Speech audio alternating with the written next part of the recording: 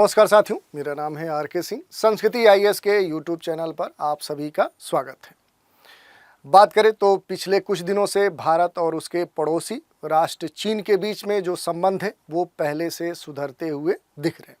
खास तौर पे इसकी जो चर्चा हुई है वो हाल ही में रूस के खजान शहर में जो ब्रिक्स का 16वां शिखर सम्मेलन हुआ, वहाँ पर इसकी पृष्ठभूमि कह सकते हैं कि लिखी गई और वहाँ पर दोनों राष्ट्र प्रमुखों के बीच में इस मुद्दे पर खास तौर पे चर्चा हुई, जिस कारण से ये जो मुद्दा है एक तरह से सुलझा लिया गया है। अब आने वाले समय में देखना है कि आखिर इसका क्या परिणाम हो रहा है। लेकिन इस चर्चा के बीच में एक महत्वपूर्ण प्रश्न ये उठ खड़ा हुआ है और ये देश दुनिया में चर्चा का विषय बना हुआ है कि आखिर सीमा विवाद में भारत के सामने चीन क्यों झुक गया। ये एक बड़ा महत्वपूर्ण प्रश्न है। इसी प्रश्न की आज हम अपने इस एपिसोड में चर्चा करेंगे और इससे जुड़े हुए जो भी महत्वपूर्ण पहलू हैं उन पर भी प्रकाश डालेंगे। चलिए देख लेते हैं सबसे पहले कि आखिर चर्चा में आगे बढ़ने से पहले आप सभी के लिए एक सूचना है। हैप्पी दिवाली ऑफर संस्कृति आईएएस आप सभी के लिए लेकर आया है, जिसके तहत अलग अलग कोर्सों पर अप टू 75% तक आप डिस्काउंट प्राप्त कर सकते हैं, जिसके लिए जो वैधता है, जो वैलिडिटी है, ये 26 अक्टूबर से प्रारंभ होकर अब आने वाले 2 नवंबर 2024 तक दी गई है। इसके तहत यूपीएससी जो फाउंडेशन कोर्स है, जो प्रीलिम्स और मेंस को ध्यान में रखते हुए संचालित किया जाता है, इस पर एक बड़ा डिस्काउंट आपको दिया जा रहा है। ये जो डिस्काउंट है ये 50% तक का है। इसमें खास बात यह है कि इस कोर्स में सीसैट पूरी तरह से निःशुल्क आपको प्रदान किया जा रहा है और जो इसके लिए निर्धारित फीस है 1,20,000, इसमें 50% की छूट के बाद अब जो फीस है वो मात्र 60,000 है।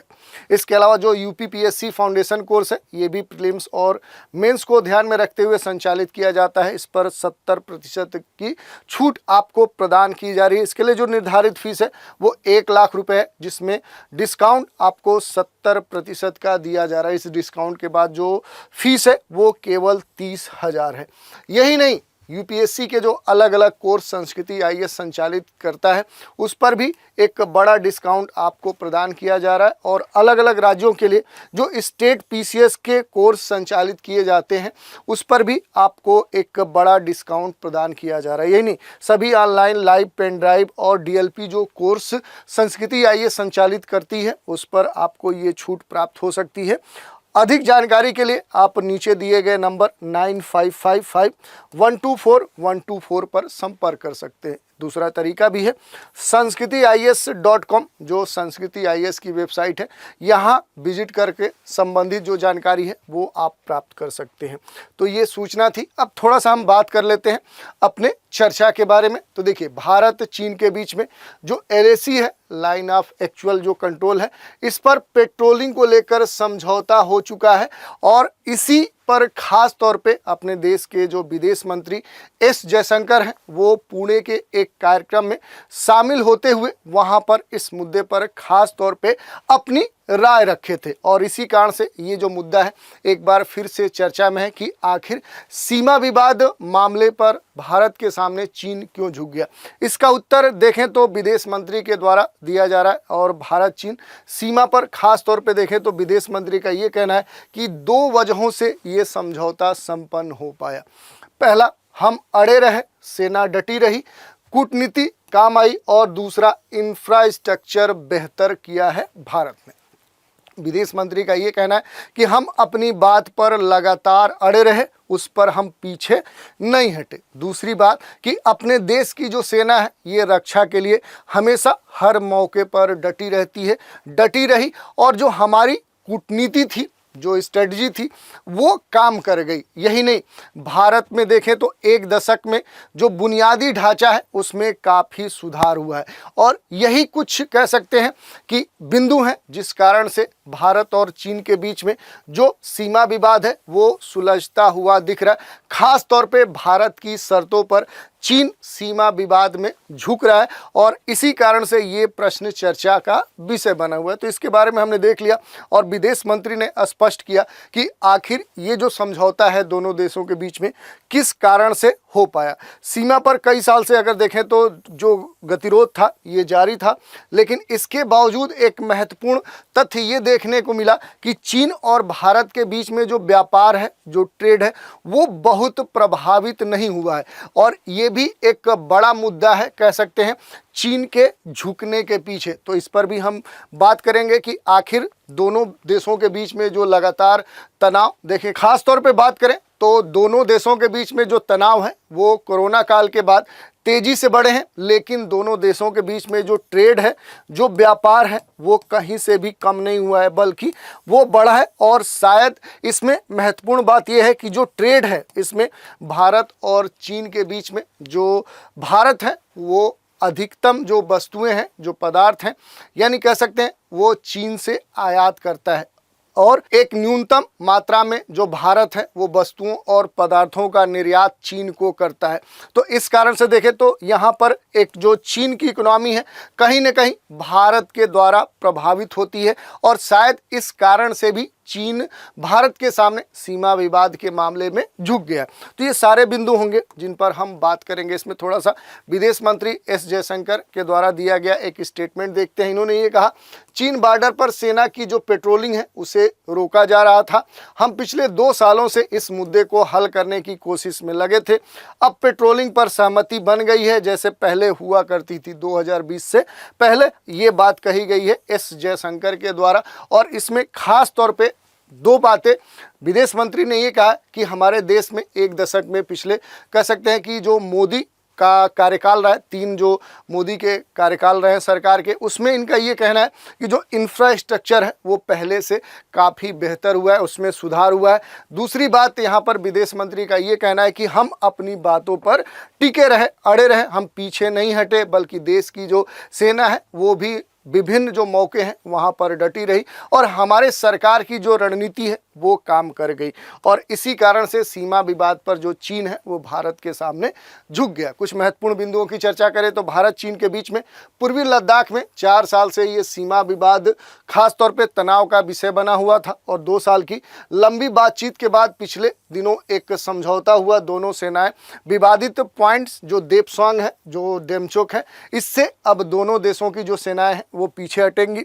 दोनों सेनाएं अप्रैल 2020 से पहले की स्थिति में वापस लौटेंगी। साथ ही उन्हीं क्षेत्रों में खास तौर पे गश्त की परमिशन होगी जहां अप्रैल 2020 से पहले वो सेनाएं गश्त करती थी। इसके अलावा जो कमांडर होंगे, कमांडर लेवल की जो मीटिंग है वो पहले की तरह होती रहेगी, ये बात कही गई है।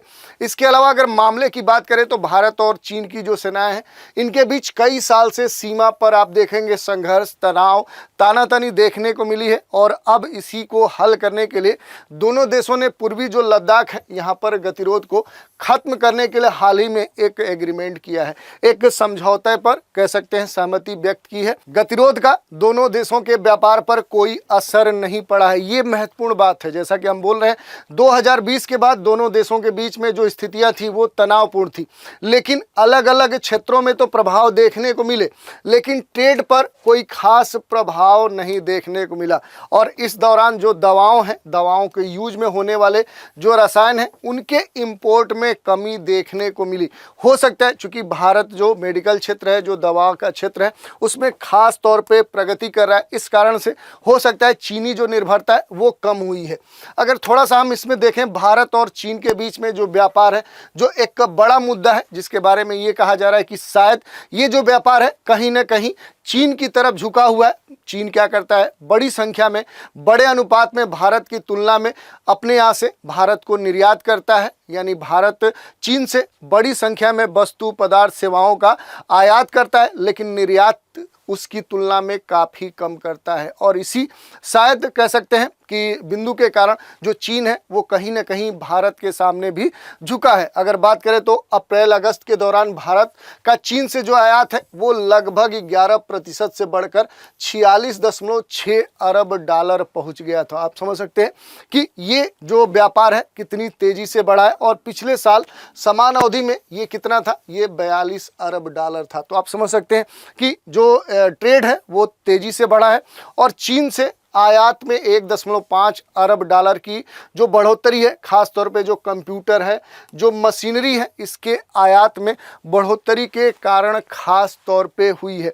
तो ये बात कही गई है। और यही नहीं, इसमें जो कंप्यूटर हैं, जो टेलीकॉम है, इसके जो पार्ट्स हैं, इसके जो कंपोनेंट हैं, इसको खास तौर पे मेंशन किया गया। और ये कहा जा रहा है कि कहीं न कहीं इन वस्तुओं के कारण ये जो वृद्धि है ये हुई है। इसके अलावा अगर हम बात करें तो वाणिज्य विभाग के जो डेटा आए हैं, इसके माने तो विद्युत मशीनरी, इलेक्ट्रॉनिक्स और टेलीकॉम जो गियर्स हैं, इनके कारण चीन से आयात जो है वो 3.2 अरब डॉलर बढ़ चुका है। ये नया डेटा है। इसके अलावा जो थिंक टैंक है GTRI, इसने चीन से आयात होने वाले सामान में 10 तरह का जो आइटम्स हैं उनकी हिस्सेदारी बताई है कि वो 83.8% है। यही नहीं, अप्रैल अगस्त 2024 के दौरान इनमें औसतन वृद्धि बताई गई है कि 14.7% की वृद्धि हुई है। चीन से होने वाले जो आयात हैं, इसमें जो महत्वपूर्ण वस्तुएं हैं उसमें इलेक्ट्रॉनिक्स, मशीनरी और कार्बनिक जो रसायन हैं उनकी 2/3 हिस्सेदारी है। ये महत्वपूर्ण आंकड़ा है। इसको इस चार्ट के द्वारा भी हम देख सकते हैं कि जो ट्रेड डिफिसिट है इसके बारे में हम पूरी जानकारी ले सकते हैं। अलग अलग जो आइटम्स हैं उनमें क्या स्थिति है, 2023 और 24 में इनका अनुपात क्या था, उसमें कितना प्रतिशत वृद्धि हुई है, कितना कमी हुई है। तो सिर्फ एक जगह ये कमी देखने को मिली है, वो है ऑर्गेनिक केमिकल्स। इसी में कह सकते हैं कि कमी देखने को मिली है। बाकी जितने भी सेक्टर हैं, अलग अलग जो कैटेगरीज हैं, वहाँ पर देखें तो चीन क्या है, सरप्लस में है। तो ये बात देखने को मिली है। व्यापार घाटा बढ़ा है। अगर बात करें इसकी तो अप्रैल अगस्त 2024 के दौरान चीन के साथ भारत का जो व्यापार घाटा है वो बढ़कर 40.8 अरब डॉलर हो गया, जबकि एक साल पहले ये कितना था, मात्र 35.7 अरब डॉलर था। इसकी वजह यह रही है कि भारत का जो आयात है वो तो बढ़ गया, लेकिन अभी भी भारत उस स्तर में चीन को निर्यात नहीं करता है। और इसी कारण से देखें तो ये जो निर्यात है ये 8% घटकर अब मात्र 6.3 अरब डॉलर रह गया है।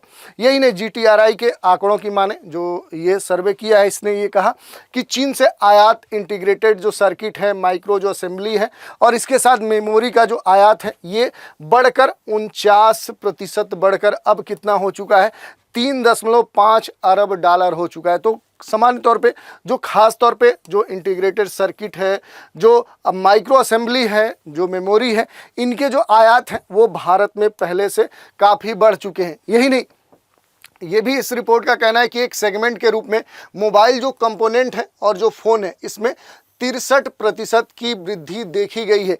और ये अब कितना हो चुका है, ये जो मार्केट है, ये जो व्यापार है, अब 2.7 अरब डॉलर हो चुका है। तो आप समझ सकते हैं कि किस तरह से जो व्यापार है वो कहीं ना कहीं चीन के तरफ झुका हुआ है। यही नहीं, एक कैटेगरी में देखें तो चालू वित्त वर्ष के पहले 5 महीनों के दौरान चीन से स्मार्टफोन का जो आयात है वो घटकर 7.6 करोड़ डॉलर रह गया, जबकि एक साल पहले की अवधि में ये 18.7 करोड़ डॉलर था। तो ये आंकड़े चौंकाने वाले हैं। चीन से कंप्यूटर और लैपटॉप का जो आयात है वो बढ़ चुका है और अप्रैल अगस्त के दौरान इनका जो आयात है ये 13.5% से बढ़कर अब ये 2.5 अरब डॉलर का व्यापार हो चुका है। इसी तरह से अगर आप देखें तो सोलर जो मॉड्यूल हैं, जो सेल्स हैं, जो पैनल्स हैं, इनका जो आयात है ये भी बढ़ा है। ये 50% के अनुपात से बढ़ा है और अब ये 1.1 अरब डॉलर पहुंच चुका है। अगर देखें कि किन चीज़ों का जो आयात है वो घटा है तो इसमें एंटीबायोटिक्स खासतौर पे यही एक सेगमेंट है जहां पर इसमें अंतर देखने को मिला है। इसके मामले में अच्छी खबर ये रही कि इनका जो आयात है वो 70 करोड़ जो डॉलर है उस पर फ्लैट रहा, जबकि लिथियम आयन सेल का जो आयात है वो 20% घटकर अब मात्र 83.7 करोड़ डॉलर रह गया है। यही नहीं, इलेक्ट्रॉनिक्स और दवाइयाँ जो हैं, ये दो ऐसे प्रोडक्ट्स सेगमेंट हैं जहां सरकार चीन से आयात पर निर्भरता कम करने की कोशिश कर रही है। तो ये ट्रेड से जुड़े हुए जो आंकड़े थे उनकी हमने चर्चा की, जिसके आधार पर यह कहा जा सकता है कि भारत और चीन के बीच में जो सीमा विवाद है, उस विवाद में या इस सहमति में भारत के सामने अगर चीन झुका है तो उसके पीछे कुछ खास कारण है। उन कारणों में सबसे एक बड़ा कारण ट्रेड है। दूसरी बात करें तो भारत की अपनी जो रणनीति है, जो कूटनीति है, वो रही है, क्योंकि भारत इस मुद्दे पर कहीं भी अपनी बातों से पीछे नहीं हटा है, बल्कि भारत की जो सेना है वो भी अपने कर्तव्य के लिए हर मौके पर डटी रही।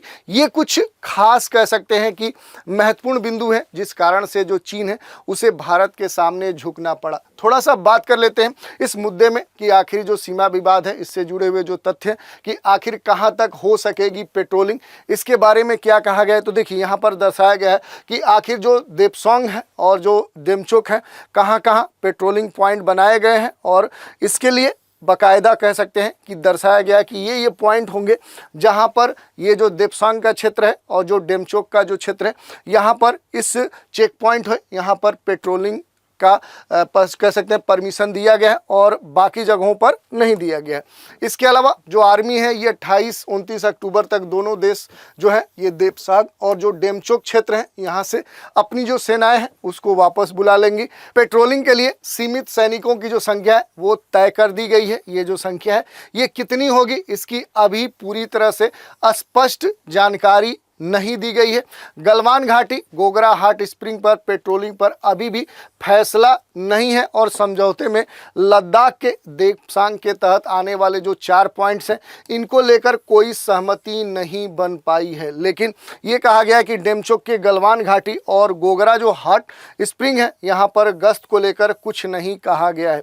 तो ये अभी तक बातें कही गई हैं। डेमचोक की बात करें तो जो पेट्रोलिंग पॉइंट 14 है, यानी गलवान घाटी, गोगरा हॉट स्प्रिंग, और पीपी जो 15 है और पीपी जो 17 है, ये बफर जोन है। यानी यहाँ पर खास तौर पे देखें तो अभी भी विचार होना है गश्त को लेकर, और खास तौर पे बफर जोन ऐसे क्षेत्र होते हैं, ऐसे इलाके होते हैं जहाँ दोनों सेनाएं एक दूसरे के आमने सामने नहीं आ सकती। एक तरह से न्यूट्रल जोन होता है, और ये जो जोन होता है ये विपक्षी सेनाओं को अलग करता है। तो ये इसके बारे में हमने देख लिया। इसके अलावा अगर हम बात करें तो भारत चीन जो पेट्रोलिंग एग्रीमेंट हुआ है उसको भी हम देख सकते हैं कि आखिर कौन कौन से स्थल हैं जहां के लिए ये एग्रीमेंट किए गए हैं। जैसे पिछला जो 2022 है, तो खास तौर पे इसमें दिया गया था कि कहां कहां के लिए एग्रीमेंट हुए हैं, और अब इसमें कह सकते हैं कि संशोधन करते हुए 2024 में खास तौर पे कुछ खास जो स्थल हैं उनके लिए एग्रीमेंट दोनों देशों के बीच में हुआ है। अब थोड़ा सा बात कर लेते हैं भारत और चीन के बीच में जो पेट्रोलिंग समझौता है। अगर इसे हम समझने का प्रयास करें तो इसे 3 चरणों में हम देख सकते हैं, 3 बिंदुओं के अंतर्गत देख सकते हैं। जो पहला है, जिसमें अगर बात करें तो भारतीय प्रधानमंत्री जो नरेंद्र मोदी हैं, इन्होंने ब्रिक्स यात्रा के पहले ही समझौता फाइनल हुआ है, ये बात कही थी, और ब्रिक्स में नरेंद्र मोदी और चीनी जो राष्ट्रपति शी जिनपिंग हैं, इनके बीच में मुलाकात हुई, इन मुद्दों पर बात हुई, और दोनों ने ये कहा था कि शांति कायम रखना हर हाल में जरूरी है। दूसरे बिंदु की बात करें तो पूर्वी लद्दाख में लाइन ऑफ एक्चुअल कंट्रोल जो है, LAC है, इस पर अप्रैल 2020 की जो स्थिति है उसे बहाल करने के लिए चीन और भारत राजी हुए। यानी अब चीन की जो आर्मी है उन इलाकों से हटेगी जहां उसने अतिक्रमण किया था, यानी 2020 की स्थिति फिर से बहाल की जाएगी। तीसरे चरण की बात करें तो भारतीय विदेश मंत्रालय के जो प्रवक्ता विक्रम मिस्त्री हैं, इन्होंने बताया था कि भारत चीन के सीमावर्ती इलाकों में पेट्रोलिंग के साथ 2020 के बाद उठे मुद्दों को सुलझाने के लिए प्रस्ताव तैयार हुआ है, और इस पर दोनों देश कदम उठाएंगे। अब आने वाले समय में ये देखना है कि आखिर ये जो समझौता हुआ है ये कहां तक सफल होता है। क्या आने वाले समय पे जो चीन है अपनी बात पर टिके रहता है, क्या कोई अपने जो समझौते हैं उसमें कोई छेड़छाड़ नहीं करता है, ये समय बताएगा। तो इस एपिसोड में इतना ही रखते हैं। आप सभी हमारे साथ बने रहें, इसके लिए धन्यवाद।